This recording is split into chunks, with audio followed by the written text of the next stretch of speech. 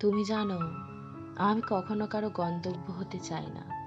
আমি চাই সবাই সবার মতো করে ভালো থাকুক। এই যেমন, তুমি যতটুকুতে খুশি, তুমি ততটুকুতে ভালো থাকো। তার জন্য যদি আমায় কোনো কিছু স্যাক্রিফাইস করতে হয়, তাহলে আমি তোমার জন্য সেটাও করে দেব।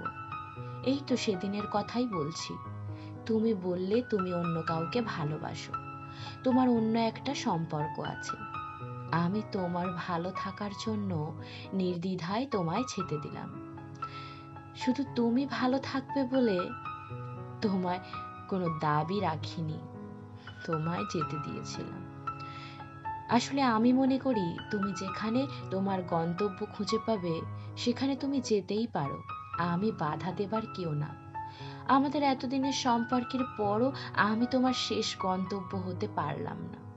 এর থেকে বড় কষ্টের আর কি কিছু হয়? তুমি অন্য কাউকে ভালোবাসো, এটা শুনে অনেক কষ্ট পেয়েছিলাম, কিন্তু তবুও তোমায় বাধা দিইনি।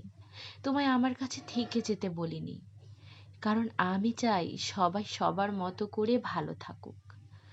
আমি অন্য কারো ভালো লাগার কারণ নাই হতে পারি।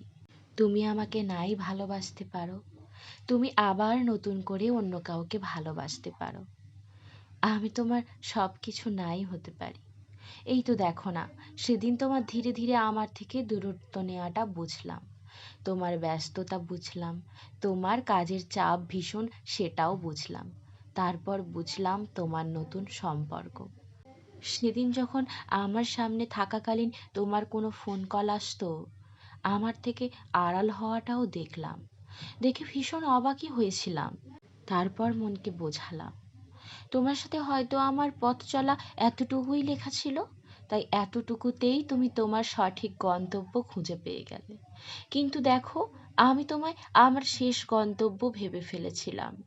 তারপর আমাদের পথ চলা শেষ হলো। তোমার আমার পথ এবার আলাদা।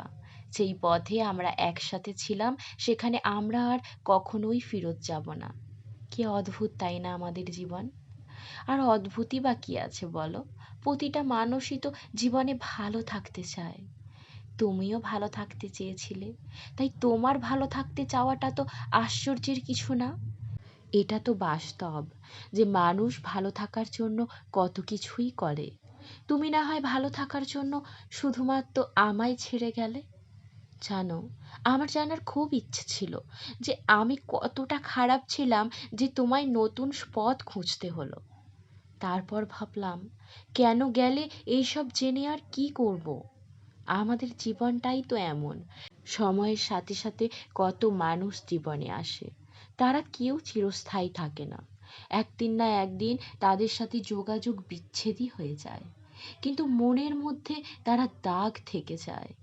এই যেমন দেখো, তুমিও যাবার সময় মনের মধ্যে কেমন একটা দাগ রেখে গেছো, যে আমি আজও তোমায় কেমন ভুলতে পারি না।